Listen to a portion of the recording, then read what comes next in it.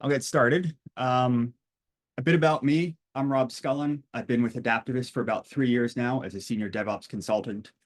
I've worked with DevOps in that space for, I don't know, 10 years now, primarily with AWS. Started out as a programmer forever ago, realized that programming wasn't really my thing full time, but DevOps let me use my programming skills in a way that I really liked. I've been running GitLab for a while. I run it at home because it works really well for me. Everything's in Git, everything's in Docker. I love it. Works really well for projects. So for the agenda, I already did the intro, but I'm going to go over a number of the available AI ML features in GitLab with examples, ways you can try it yourself, and then at the end, we'll have a question and answer period where we'll answer any questions. If you have questions, feel free to put them in chat now. I will get to them at the end, so that way you don't forget about them. So who is Adaptavist? The Adaptavist Group is a global family of companies with one common goal: to make business better, to make business work better. We provide professional and managed services for the digital ecosystem, and we are both GitLab and AWS partners. GitLab is the one DevSecOps platform. It's an open company with an open product. Everyone can contribute. It is vendor and infrastructure independent, and security and AI features are built in, not bolted on. So GitLab has a number of AI features available right now, and they keep adding them all the time. More are added every month. There are two features that are generally available, which means that they're production ready. They're stable, they're documented, they're good to go. And that is code suggestions and suggested reviews. There are three features that are available as beta, which means they're not quite ready for production, but they're going to be more or less ready for production. You should be able to use them. And they're supported on a commercially reasonable basis. Those features are GitLab Duo chat, vulnerability suggestions, and test generation. And then there are 11 experimental features, which aren't necessarily stable. They might work great. They might have issues. There are a lot of very interesting features that are experimental that I'll get into in a bit. And then GitLab Duo is GitLab Duo is basically the umbrella term that all of these features are under. And then GitLab Duo Plus is the name of the subscription service that gets you those features. So quick question, how many people are using AI tools as part of your job? Feel free to answer on the poll, and then we'll move on in a minute.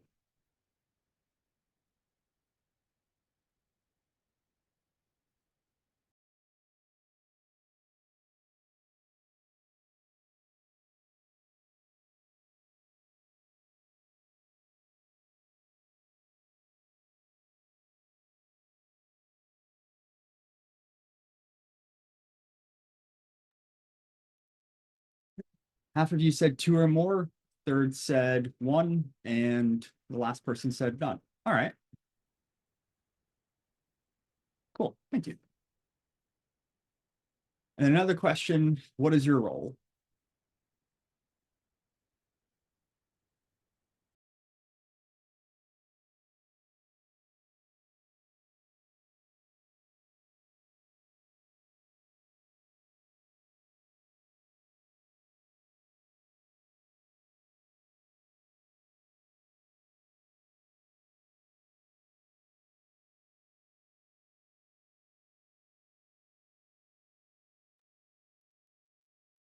Okay, so DevOps, developer operations. Cool. Okay, about what I expected for the makeup of the people watching. Okay, so the first feature that I'm going to get into, and the one that's probably the most well-known, is code suggestions. So GitLab Code Suggestions provides both code completion and code generation. It works in a wide variety of languages. as well as a wide variety of IDEs, such as GitLab's Web IDE, Visual Studio Code, all of JetBrains IDEs, and NeoVim. It uses the context of the file, where you are, and the file name to help generate code. And it doesn't automatically insert code for you. You're given the choice to accept the suggestion if that's what you want. When you're writing code in the editor, you'll see the little GitLab icon in the left gutter to indicate that AI is working on it. And as you start writing a line, it will offer to complete the rest of the line for you if that's something, if it thinks it knows what you might want. You can also do something like, say, write a function that checks to see if a user's MD5 hash password is correct. And you give it a second, and then it gives you a suggestion for what it expects, or the code that it would generate for what you've asked it for. And you can see here that the code that it suggested is in gray. Once you hit tab, then it inserts it into your code. GitLab's AI features aren't just going to make changes to your code without a human in the loop to make sure that these are the changes that you want. And you can see that the code it wrote for this function is correct. It does what I asked. There are a number of other, it can do plenty of other things like this for code suggestions as well. Next up are suggested reviewers, which uses machine learning to suggest ideal reviewers. It's based on who's previously committed the modified code, code owners, general contributors, and merge policies. And it helps ensure the correct people view the merge request without overwhelming people with irrelevant merge requests. And as a consultant, I'm really looking forward to this feature because sometimes we'll have to go into code bases that we're unfamiliar with, and we need to make changes in order to help clients migrate platforms and whatnot. And I don't know who's necessarily the best reviewer. So with this feature, that helps get the code that I've changed to the people that need to see it most and not overwhelm people with merge requests where it's not their area of expertise. GitLab Duo Chat is another new feature. This is a domain-specific chat agent that can answer questions about GitLab code, CI/CD configs, and more. And you can ask it a wide variety of questions, like, how do I undo a commit in Git? Or what does this file do? And then link to a file posted on GitLab or otherwise publicly accessible on the internet. You can ask it to say, write a GitLab CI file to upload a release bundle after a .NET Core project builds, or write a bash script to delete all .log files older than 30 days. And the last one impressed me more than I thought it would, because I asked it and it gave me a really useful explanation. It gave me the code that I needed and then also explained all of the flags in there. And these are things that, yes, I can look up, but this is the exact answer I needed almost instantly already in my IDE. And it's a pretty good explanation too. I was really happy with that. And now I should remember the flags better.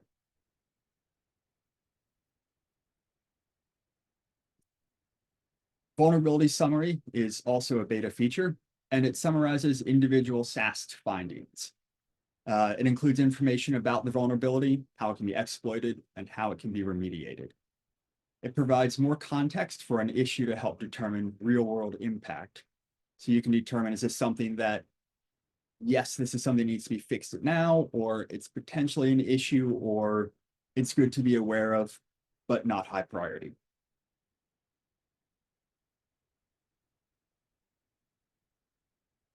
There's also code explanation, which, while experimental, it's really neat when it works well. It explains code in plain English. It's great for understanding It's great for understanding unfamiliar code bases or unfamiliar languages.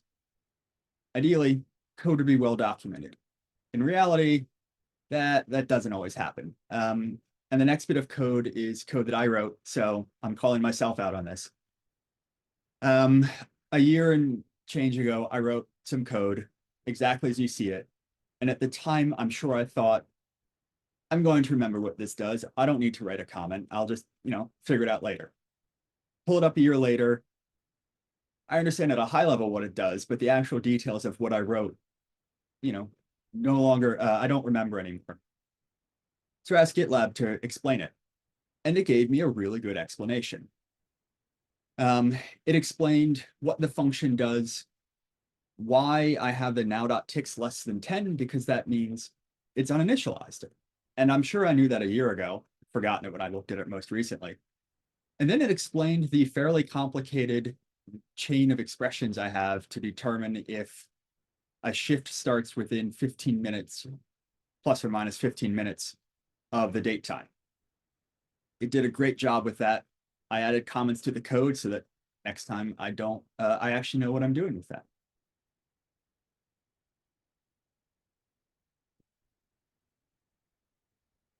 There's also discussion summary, which can summarize issue comments and helps you get a general understanding of long comment chains without having to read everything. If you have one or two comments, you can go through it. If there's a comment chain that's been spanning years, that's a lot to go through. So for example, this is a somewhat condensed version, but on the left, we have an example comment chain. And on the right, we have the summary, which is a pretty good summarization of everything that's happened with the issues. And this works for substantially longer issues as well.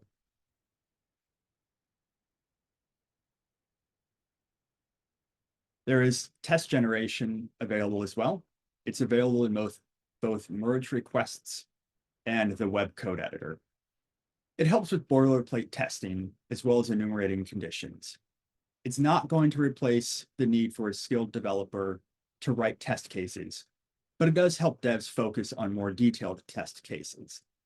It gets your basic stuff out of the way to make sure that things work sanely.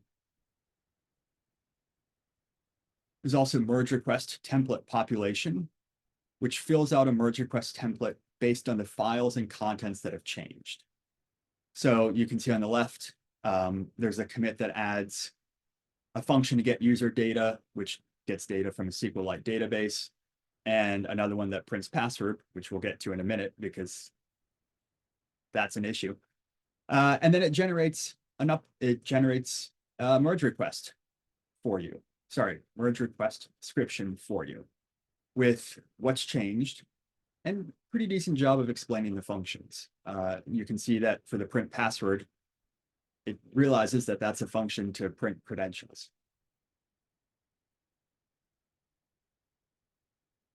There's also merge request summaries, which summarizes the merge request, which is based on the diff between the source and target branches, and provides a summary of the changes that are independent of the commit messages. Because sometimes you get commit messages of like stuff has changed or fix or something like that.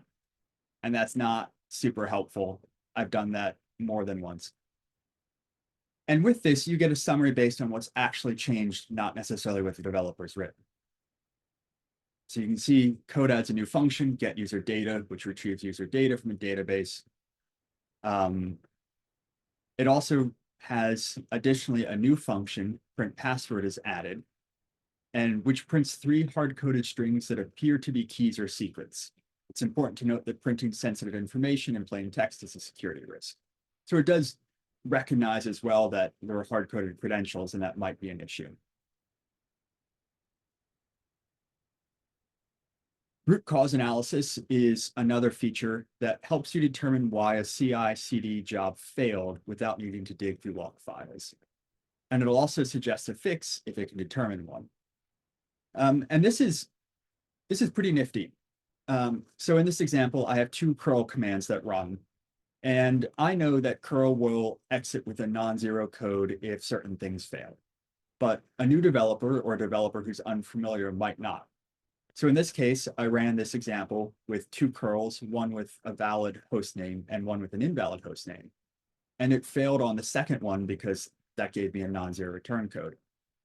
So I asked GitLab, why did this fail? And you can see the explanation there. It understands that curl will give you a non-zero exit code if the host name doesn't exist. So this was a good explanation and could save someone a fair bit of Googling if they're not sure what to look for. And this is one of those, if you know what the issue is, it's easy to find and fix. If you don't know what the issue is, it may take you a while to figure out what you need to know to realize curl's exit condition. There are also plenty more features. There is value stream forecasting, code review summary, Git suggestions, issue description generation, vulnerability resolution, and I'm sure in the next few months, GitLab is going to offer more features. You can try everything out now that I've mentioned at gitlab.com with an ultimate subscription or trial. You have to enable beta/experimental features, both for your user and for your project. And then importing and mirroring open source projects is a great way to get familiar with large code bases. There are plenty of open source projects that you're probably unfamiliar with. Pull them in, start playing around with it, have it explain code, have it look for vulnerabilities, and find what works for you, find what helps you. There are a lot of features that aren't going to be perfect for everyone, but I'm reasonably confident that at least a few of these features will help make your life easier. There are a number of resources you can take a look at, an overview page about GitLab Duo, a list of all of the features that are there. GitLab has a pretty great demo repo, which is what I used for some of the examples, that has everything filled out, like issues you can use, commits you can use, and all sorts of other things to help demonstrate all of GitLab's AI features. There's also a category of blog posts that you can take a look at that explain a lot of other new features. There was a recent one on how to use GitLab Duo to help automate writing Terraform code for you as well. And with that, we'll have a Q&A.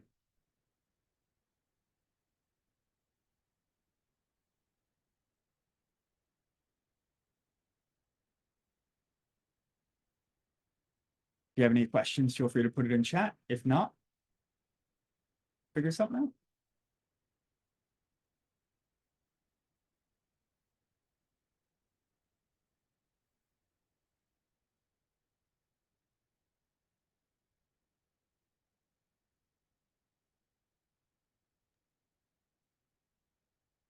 I don't think we've got any questions, so unless anybody wants to add any questions in now.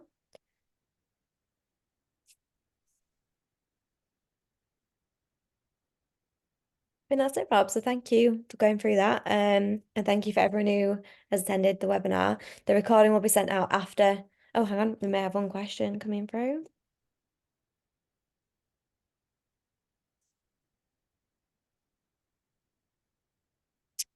Someone has asked, Rob, what LLM is it based on? That is a good question. I don't. So GitLab has on their, I think it's on their feature documentation. They have a list of all of the LLMs that they use, as well as where your code and what code is sent to their cloud platform. It's on their website somewhere. I will find it, and then hopefully that can be sent out with the webinar information. I know it's on GitLab's website, though. It has a list of all of their models. Let me see if I can actually just find it in another browser.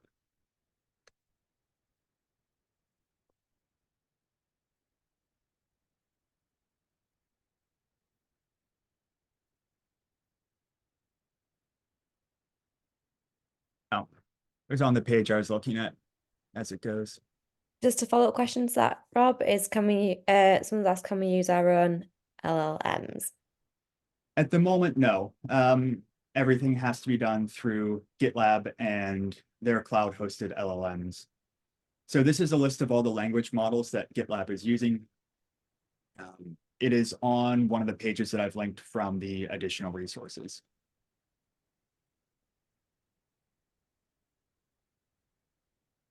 Has anybody else got any more questions for Rob?